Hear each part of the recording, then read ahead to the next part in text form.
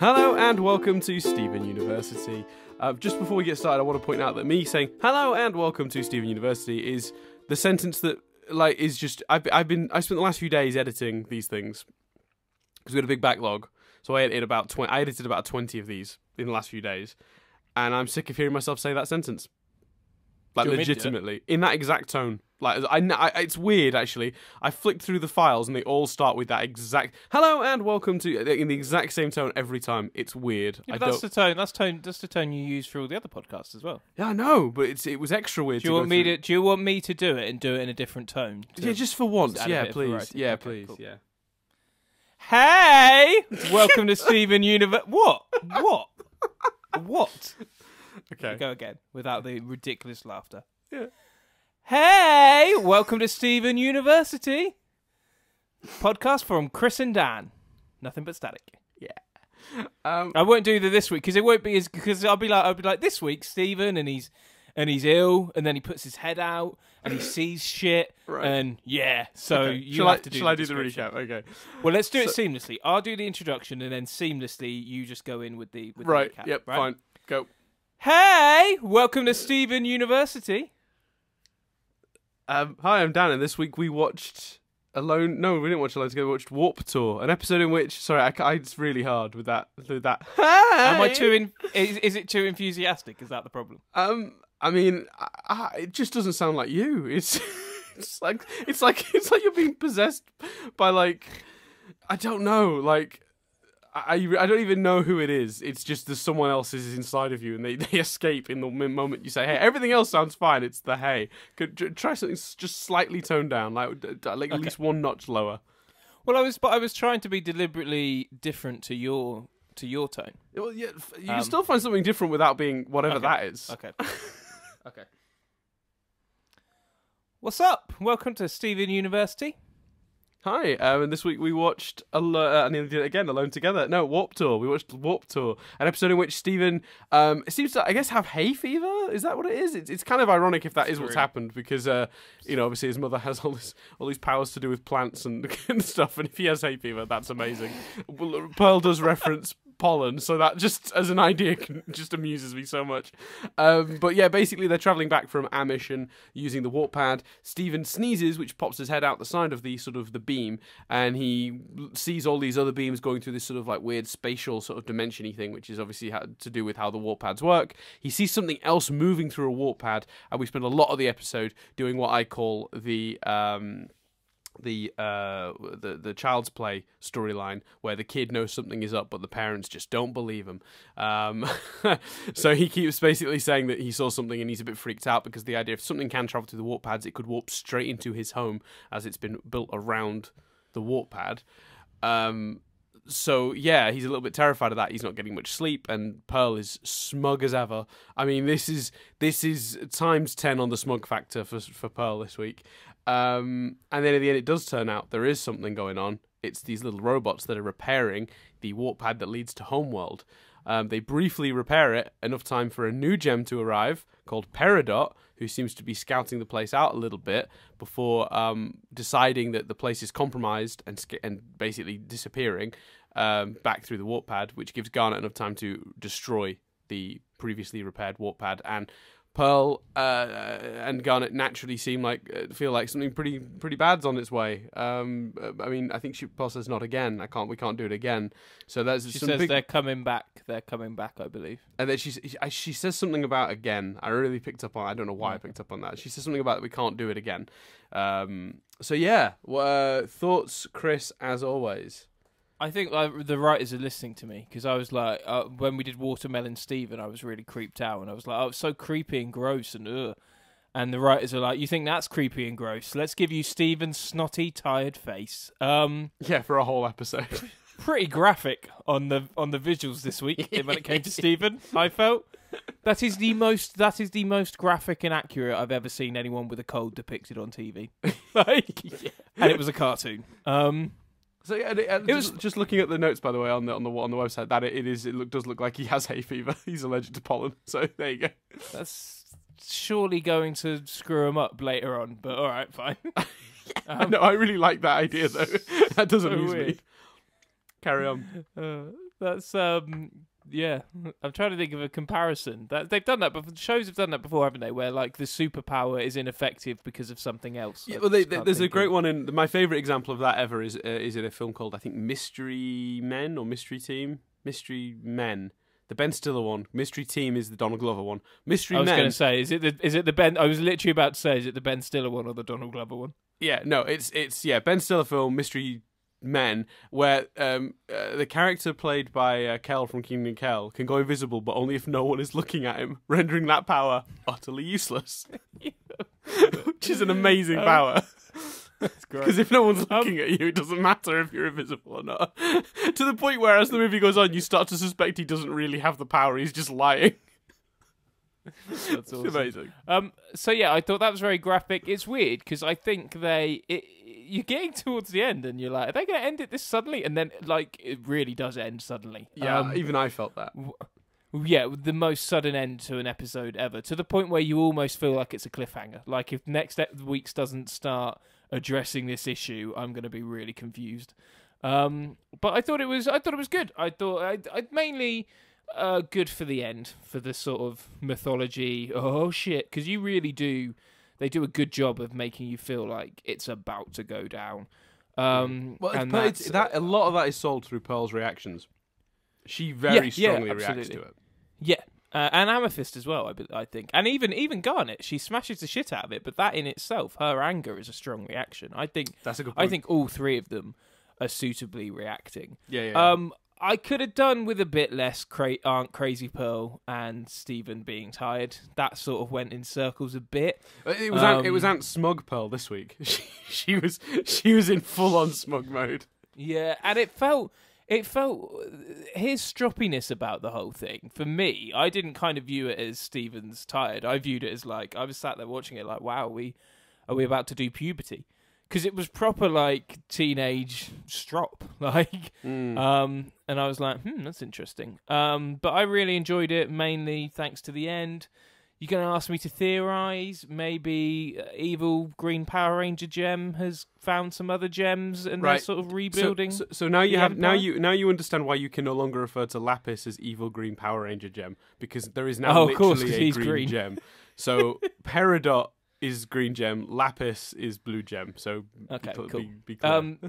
Yeah, so I think Tommy. That's why I was trying to curb that like ahead of time, because I knew you were going to get to this point, and I was like, if he keeps referring to Lapis as evil green Power Ranger gem, which makes sense to me, someone who understands that in the context of the Power Rangers, the Green Ranger was the bad one. So we had all the crystal gems, and now we had a bad one, arguably, in Lapis. So you've created a situation now where there's literally now a green gem, and you're it's going to get a lot more confusing. So please try to just remember. I know you only do it because in reality you can't remember the name Lapis. I understand. And I'd rather learn, like just then I changed it to Tommy Oliver gem. And I honestly would rather learn to remember to say that than learn Lapis. Lapis Lazuli. Lapis? Is it Lapis? Okay, cool. Lapis. Yeah. Lapis has like rebuilt the Empire, maybe. Sure. Yeah, that would be a theory. Because I have a feeling you'd ask me. But otherwise, really enjoyed the episode. Thought Stephen's face looked gross, and maybe they could have got there a bit quicker. But good ep. Yeah, see, I'm not sure I 100% agree, because I think that you want to keep that. You don't want to spend too much time on that stuff at the end, because then it's just a question of like how much information. Like if you want to actually pace this out properly, which is obviously what they're doing, they're being very careful about how much info they get. If you get there quicker, then you end up giving more away. Does that make sense?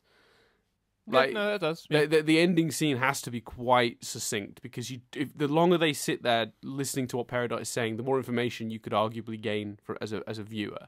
So you've got to be careful, I think, because if she talks too much, then you're sort of getting it. You could be arguably affecting that, because obviously she would end up saying a lot of like more incriminating stuff. Well, not incriminating, but like information-y stuff we would as an audience be latching onto and picking apart. I think it is interesting that the Peridot sort of leaves on the basis of this place has been compromised, because if you're right, let's just go with your theory for a minute. Lapis is back out there in the world.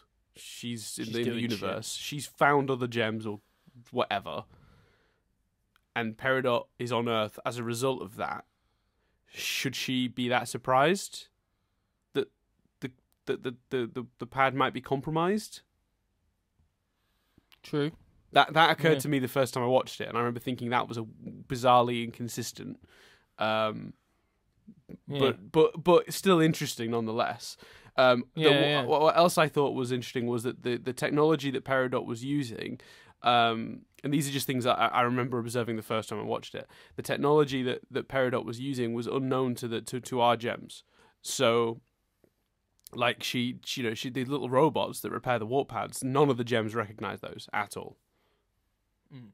So what I inferred from that is that the homeworld had carried on being the homeworld all along. Maybe Lapis has rejoined and brought their attention to Earth again. But I get the impression that they've moved on technologically as a society, and that's why. And obviously our gems have been on Earth for a long, long time now. At least I think they've established they've been on Earth for like thousands of years, haven't they? So you wonder, like, is that what's happened then? So the homeworld was always homeworld, and there's already been, there's a gem society already been, existing out there, and Lapis has arguably found that and maybe pointed them in the direction of Earth. Is that what's happening? That's certainly that's the sort of thing I was thinking when I first saw this episode. I have a question that may take us home. So, did you have any other comments on the episode before I ask it? Let's think. One other thing I'll say is I do actually really enjoy the paranoia stuff when Steven's, because that is quite a scary thought. You've got a warp pad in your home where anything that's out there could warp literally into your living room. Yeah. That is a terrifying thought when you think about it.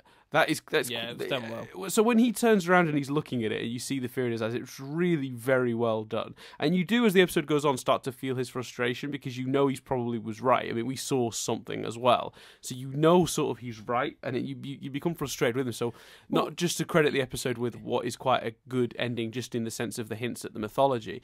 10 points to the writers for making the paranoia of Steven, and like the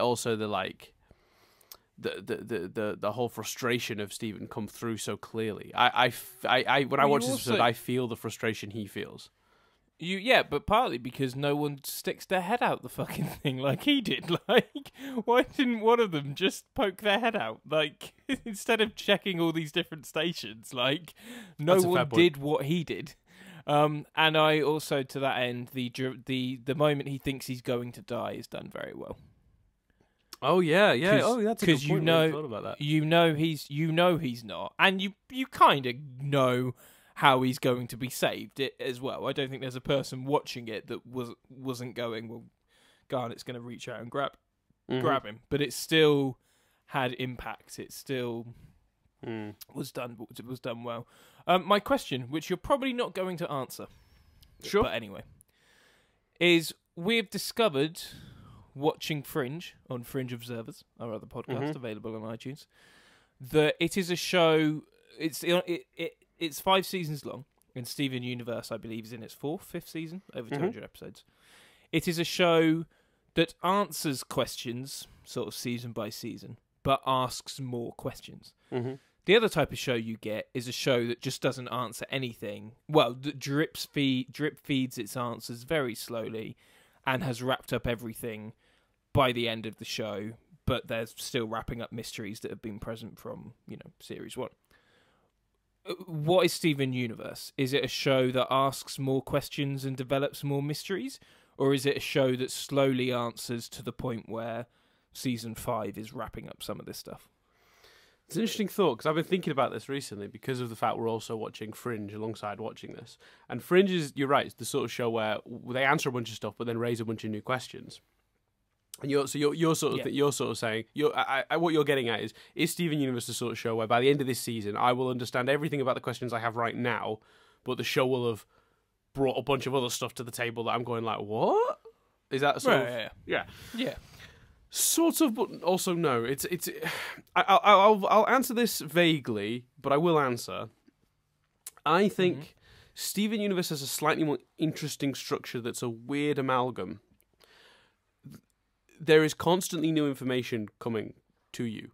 Not like the finale hits and you suddenly feel like you understand everything, but the world is constantly being built around you, and every time you think you've got a grasp on the world, you learn something else and you go, oh my god, they really thought this through. There's actually even more to it. The show is an onion, to use that analogy. And every time you think you've got a handle on what's going on, it doesn't shift gears to a completely different mystery. It just expands on something you didn't even think about, and you realize there was always more to it. It's that sort of a show, rather than this first season is about learning what the gems are, and then it's about learning about, some other thing that's different. You know what I mean? It's all related to the central core mythology of the gems, Rose, Steven, and what led them to where they are today in the past and where it's going forward. But clearly, there are hostile gems out there. Why are they hostile? You know what I mean? What was their original thing? Why are there only a handful of gems on Earth if there's potentially a whole gem society developing new technology out in the stars? Why was Lapis on Earth? Why was she in the mirror? There are so many different elements and things going on at once. What's the deal with Lion? Is another big question. And what the show does is just very slowly fleshes out everything in bits. There's never going to be that one episode where suddenly everything clicks in, but instead, over the course of its entire existence, it just fleshes everything out to the point that you feel comfortable and feel like you understand what's going on. And then usually just throws extra information there that you didn't even think, like I said, what's great about this show is there's stuff they thought about that you wouldn't even think they've thought about. There is an in-show explanation for why Steven wears the same shirt every day. Yeah, which I wouldn't even think to question. No, you wouldn't, because it's a cartoon. So, but there's an in-universe explanation for that we'll get, and it's like, that's what I'm saying. That's what's amazing about this show, is the mysteries as they get solved. They don't necessarily go, now think about this. There's so much to this world from day one.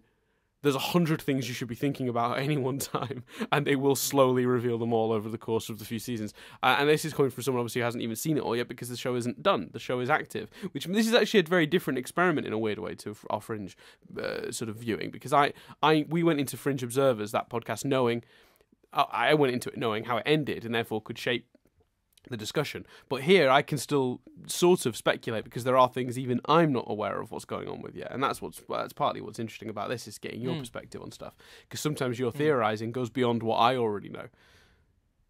Oh, okay, cool. Occasionally, not often, because we're in the early seasons. You're still thinking about stuff that I've long since had explained, but but occasionally you do drift into territories that even I'm unsure about yet. So yeah, it's fascinating for that reason. I've realised I've talked for far too long in answer to that question. No, but thank you for answering. I think it's an interesting. It says a lot for the writers and the writing team behind it. It also poses maybe a question for us to talk about another day, with whether the writers have an end goal, whether they're going to do an Orphan Black and turn down. Is it Orphan Black that's recently, at the time we're recording this? I think it's Orphan Black that have said the network wanted more, but they're doing one more season and out, because that's the story they had to tell. Which always respect that. Just to clarify, by the way, the exact quote from Pearl was, "They're coming back. I can't do this, not again." And then Amethyst says, "We're dead. We're so dead." So yeah, cool. But yeah, so on the whole, what do we think of the episode in question? Forgetting the sort of overall. I mean, do you agree with my point about it? Like, they're doing a lot of good stuff in the middle with, because I know you seem to be focused on the end being the sort of where the positive stuff comes from. Yeah, they were good. Yeah, the frustration stuff, and like I say, the dead, him thinking he's going to die stuff is all nice. It was a good episode. I thought the visuals were great as well outside the warp pad. I thought that looked really cool. Every time we saw that, I was just like, wow. It just had Visuals full stop this episode. The fact that I was grossed out by Steven's face is a reflection on the visuals being strong.